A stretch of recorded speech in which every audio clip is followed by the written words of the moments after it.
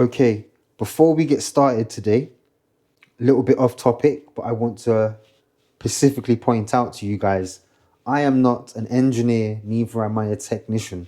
So the information that I am going to provide you with is information that I have discovered over time from using different batteries, from riding e-bikes, etc.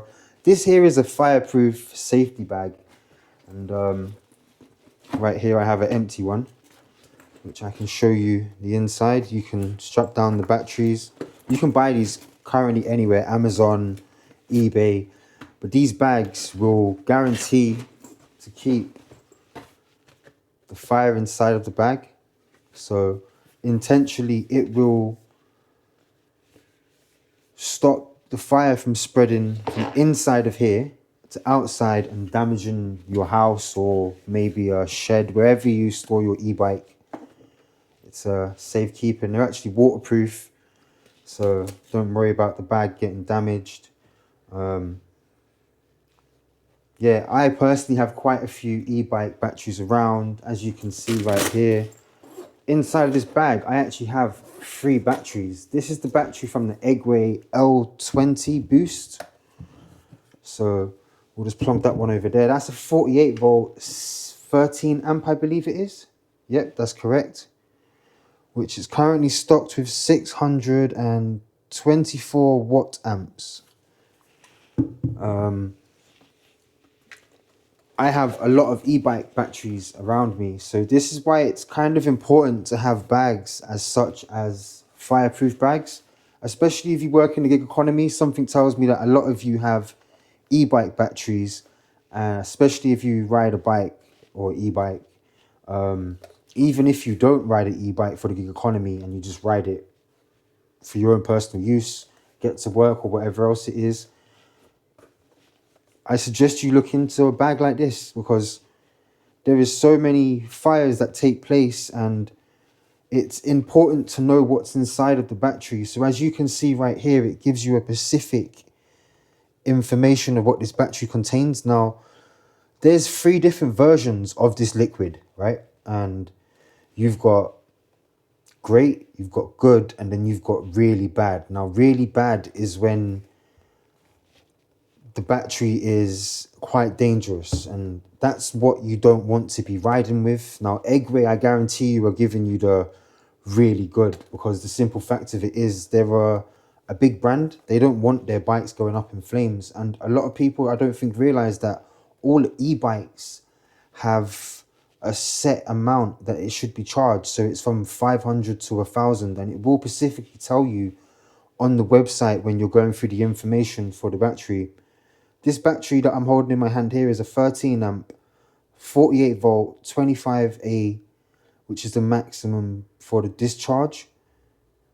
For charging, it says it can do 54.6 volts VDC, and it's a maximum 3A. So the 3A is what the charger is for the battery, which will allow it to charge, in other words.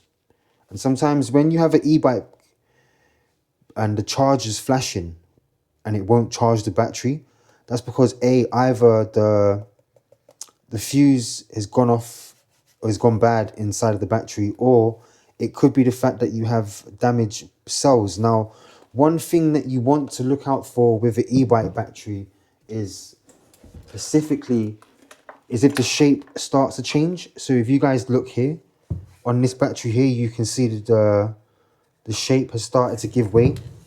So to me, this is the battery that I shouldn't be riding with. You should dispose of it in the best way possible. You can see it here as well. It's like it's all sunk in. Now, that can happen for a few reasons. 1, there's cells inside that are damaged. 2, you've been using it that much that through the winter time that it's more damaged. And through the winter, when you charge your bike battery, you don't want to charge it to a full 100%, because that can also cause the cells inside to basically, they move. So they need space to be able to move. And if it expands too much, that's when you end up with the damage to the outside of the case. But the crazy thing is, a lot of e-bikes nowadays, they build them so that if anything was to go wrong, it could kind of stay on the inside. But once again, having a fire bag is always the better option, especially if you're using the triangle batteries. I can't say that enough. They were recalled. So if you are using one of the triangle batteries, you should think about possibly sending it back, getting your money back if it's been recalled. I don't know if you're still in time to get that money back, but it was about a year ago maybe. All e-bikes come with the information, such things as warning. I know this battery's to the side right now because it's a bit too big. Let me grab this one. You can tell I've used that battery quite a lot. Okay, so along here it tells you warning. It has specific things do not do, etc. For example, you want to keep your bike batteries in a warm place, not somewhere that's cold, damp or wet. And yeah, it even tells you water, salt water, etc. Water, acid, all types of other stuff. So you know, like when you're riding and you have the salt that gets put down for the ice, that makes your bike go a lot more rusty, a lot faster. If that was ever to get anywhere near where the battery is or the controller is, you definitely want to clean that as soon as possible because it will cause a lot more damage than you want it to.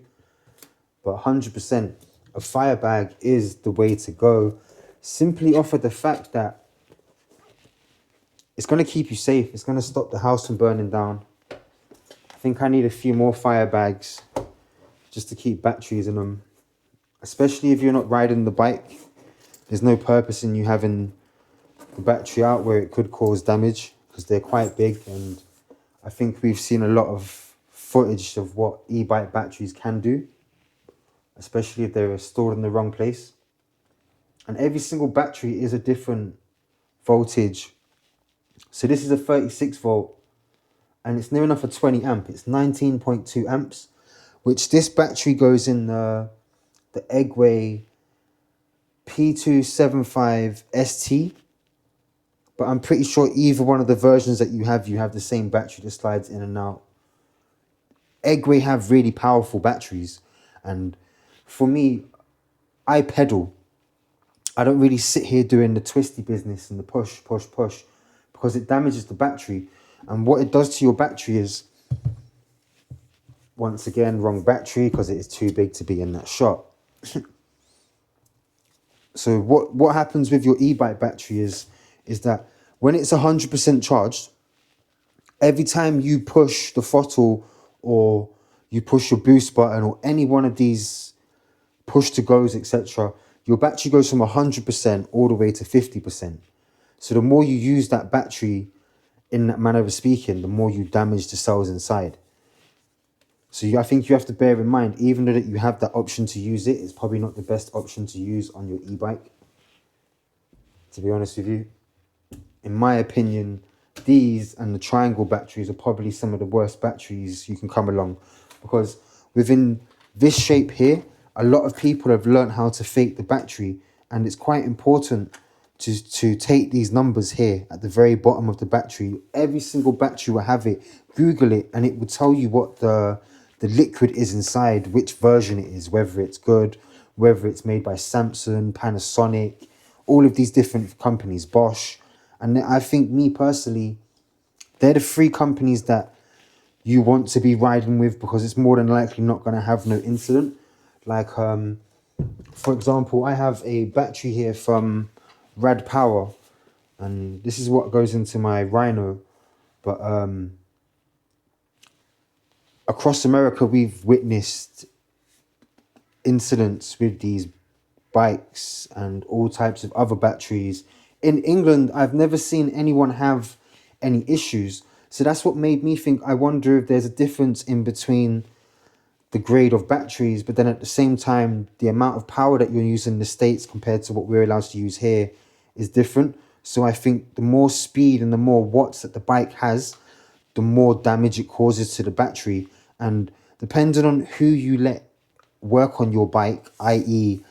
wiring, stuff like that, bear in mind, this is nothing that I interfere with on the bike myself, because A, I don't know what I'm doing. B, I'm not trying to have a bike that I'm riding and it goes up in flames. Also, e-bike batteries, depending on the grade of the materials inside, depends on how much time you have before it could actually go up in flames or the acid starts leaking out. And I think some of them are a max of 5 hours, and the signs you'll be looking for is, like I said before, swelling on the battery will be overheating, it won't hold charge, and it won't be the charger that's the issue, things like that. Like, this battery still has power in it.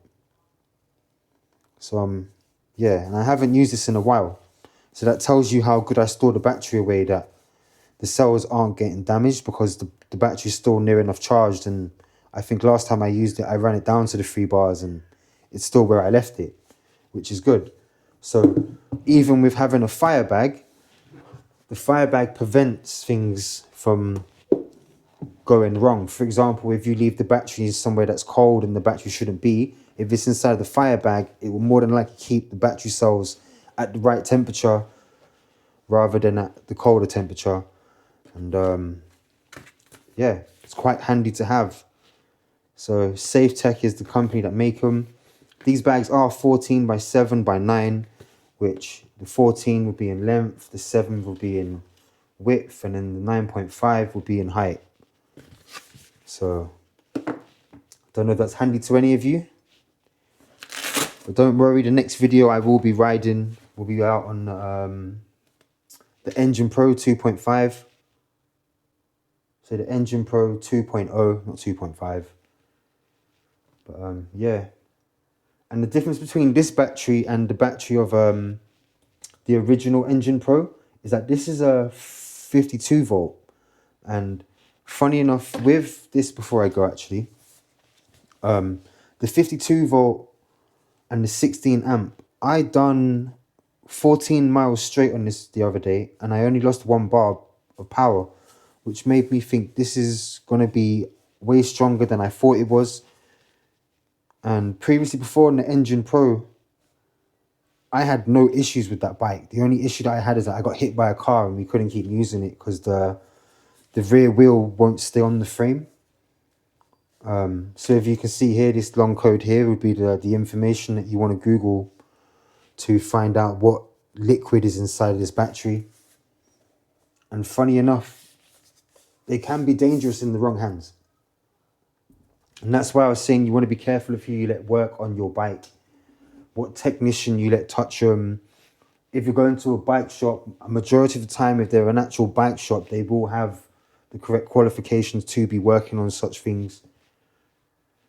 But it's always better to be safe than sorry, especially if you are someone that stores a lot of bike batteries at home. And the issue that you tend to find is most people that use a twist throttle will rinse the battery out to make £50 per battery. That's the main aim of the game. But by pedaling, you can make way more money. For example, this 19 amp here, I think I can take about £130 before I reach like my last 2 bars on battery. And that's why the bike's so good. You know, I'm expecting this to do near enough the same, hopefully £100 per battery from pedaling. And that's because I don't strain the batteries. And the battery will continue to last longer. And it only has a specific cycle. And that cycle's how many times you can charge it, not how many times you can use it. So, well, I would say actually they're both the same thing, really. But, yeah, that's just my personal opinion. Obviously, these e-bike batteries and all types of batteries do things that I probably am not aware of. And definitely don't have the correct information to give you guys. But to secure your battery, this is the best option. And you guys can check this company out, SafeTech. They make them blankets for fires to cover people over. So yeah, I hope you guys enjoyed this one. Don't forget to hit the like, comment and subscribe. And next episode will definitely be a riding one. But I figured this is important information for you all, especially a fire bag. That way we can help save the houses around us that we live in, I suppose. See you guys soon.